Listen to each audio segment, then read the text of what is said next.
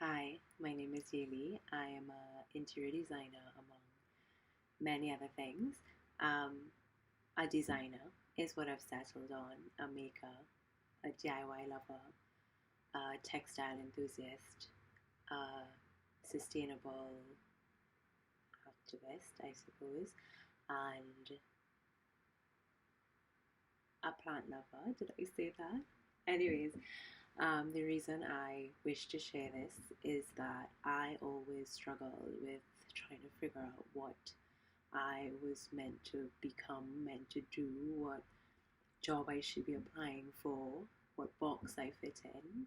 And that's always been a problem for me in life, is that there's never been a sort of box that just kind of, or list that ticked off, or a box in which all the, well, how do I term that? There was no box in which all the things that I wanted or that were me were ticked off. It's a very complicated way of explaining that. But essentially, yes, I've struggled all my life to figure out, I guess, in which box I should place myself, to put it simply.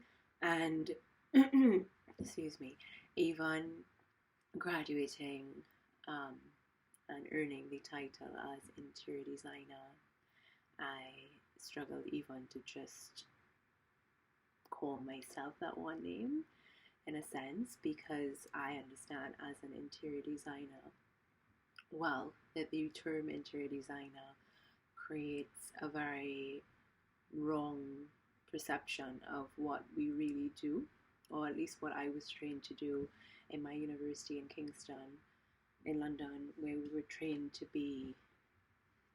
think through making.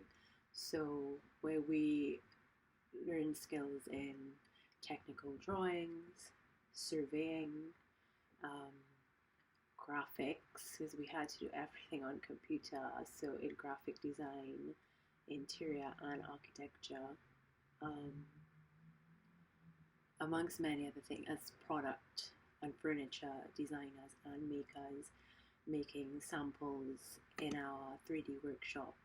Um, so yeah, I struggled a bit to figure out, one, how I describe what I do to people, but also where I place myself in this industry. And there never seemed to be a job role or title that was allowing me to do all the things that I enjoy and all the things that I've trained to do and all the things that I've become skilled in.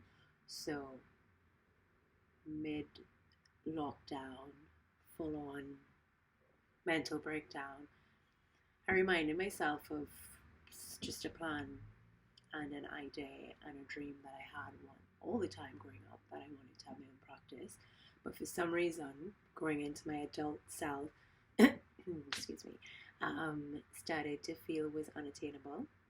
And I just had like a real yearly tearly moment where I was like, just do what you set out to do from the beginning and start your own practice. There's nothing to lose. I just put my stuff, my ideas, my thoughts, um, my designs out there, and hopefully the people who they relate to or touch in some way will follow and hopefully support me, and I can make a career out of it. So it's early days and I'm in the making, but I definitely wake up now feeling super energized and motivated to do what I do.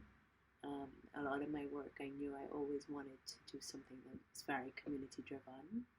Unfortunately, in Kingston, we already kind of honed to develop our skills and our mind and thoughts and processes around this. It's like looking into social structures and actually designing for real people in a real world. Um, yeah, that book, Design for the Real World by Victor Papanek, that was always like something that greatly motivated me on my path of becoming a designer, because that's always been really important for me. You know, I go to places and enter spaces as a consumer or as a customer, and you know, sometimes these spaces either feel welcoming for one reason, that you're exclusively in that box, or they don't feel welcoming at all because it's exclusive for someone who isn't you. And I just thought, we have so much power as designers, as interior designers, interior architects, to um, to change this, to shift this, to make places more inclusive for everyone, whether they have disabilities or come from, different backgrounds, disadvantaged backgrounds, poorer backgrounds, just to make spaces inclusive for everyone and being mindful of that from the beginning of the process before you even think of what material you put into a space. You kind of know who you're catering for. But yeah, so a lot of my work, as I was saying, is very community based, and a lot of it has nothing even to do with interiors or design. It might just be things very close to my heart, particularly from my home country, Trinidad and Tobago, where I've always wanted to do something for the youth, for kids within education, because there's a lack of education and literacy in certain areas. So, just giving people an opportunity where there doesn't seem to be much opportunity, and learning how to use my skills as a designer to tap into that as a yeah. So if I just shortly talk about Stitched is a initiative project that I've created out of this company I've started, with Lupe, and it is an initiative to kind of raise, not kind of, but like to raise awareness around um, sustainability within the textile industry, because as an interior designer I recognize, like, we work a lot with textiles in most projects. It's inevitable.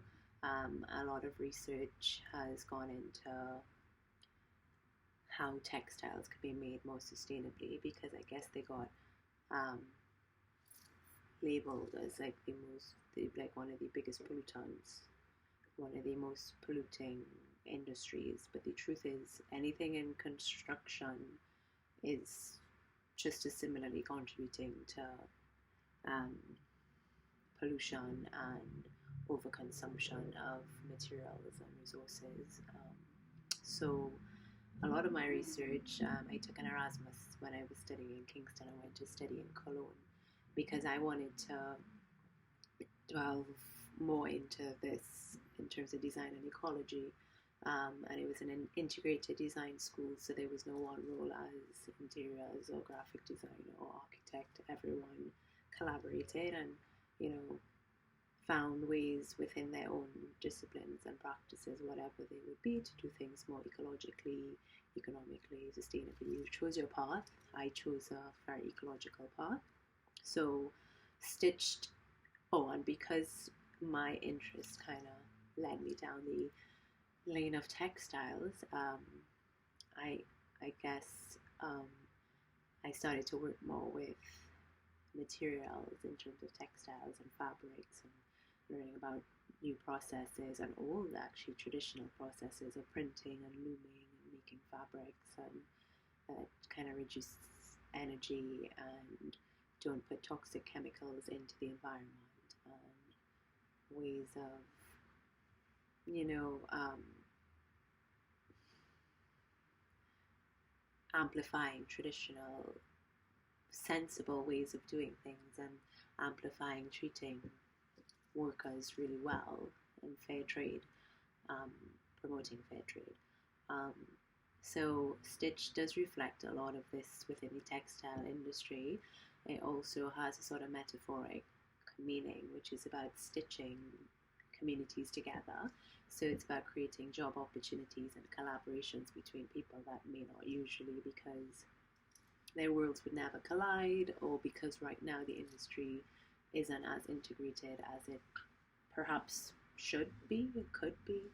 Um, so Stitch is just trying to create a community of sustainable designers, makers, consumers, and hobbyists, and whether they do that professionally as a hobby, just bringing people together. So it could be like a sort of a bowl of sharing ideas and sharing our practices and how we do things so that we can continue to learn to do things sustainably, because we never have it down 100%.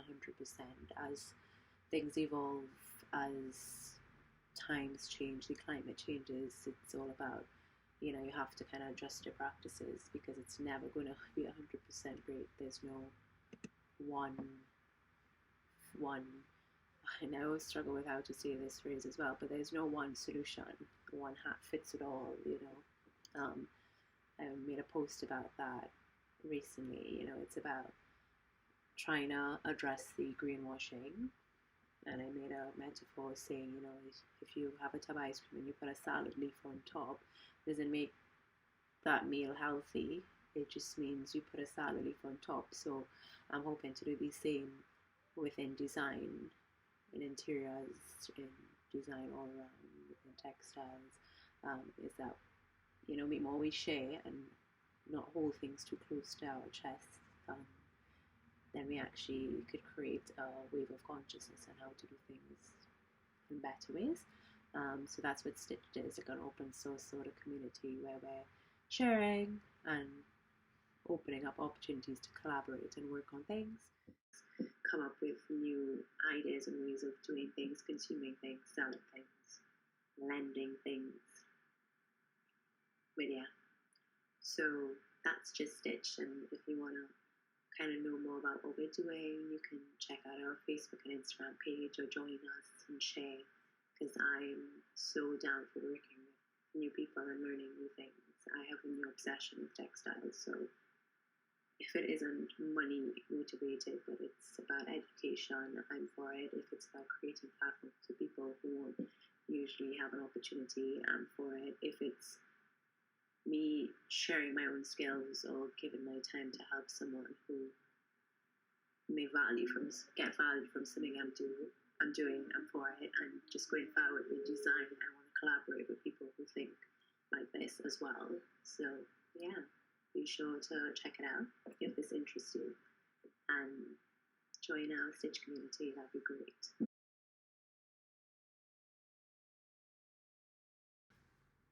Why stitched, as in ST dash hitched, and not stitched in the literal sense? Because I wanted to build on that idea of like when you get hitched or married, you're making a commitment that's long term, and it should be traditionally forever. The idea, at least, when you make that decision, commitment. So the idea in Stitch was like, as spelt as I've chosen to hitch, is that idea of like committing to doing things sustainably, whether you're a designer or maker or consumer or hobbyist, that you are committing to engage with these conversations and committing to choose practices that are better for the environment, for people making these products, for people using these products, and consuming also things in a more sustainable way. Because it's not always sustainable to just see something and want it and order it from halfway around the world for a purpose, when there's stuff just within your communities down the road that you can consume that will fulfill the same purpose.